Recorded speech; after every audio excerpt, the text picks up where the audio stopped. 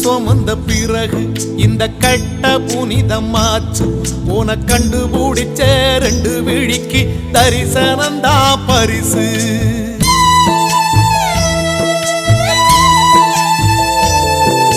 மாலை கேட்ட எனக்கு நல்ல சோலை கிடைச்சு போச்சு.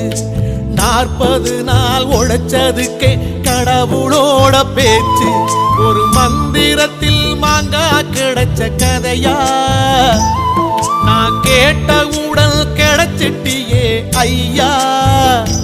அந்த பம்பையாத்து மீனா உன் பாதம் கிடப்பேனா, என்ன போக சொல்லி சொன்னா நான் சும்மா போயிடுவேனா.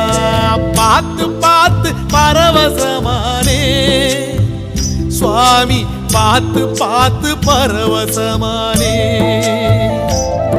ஒரு பார்த்து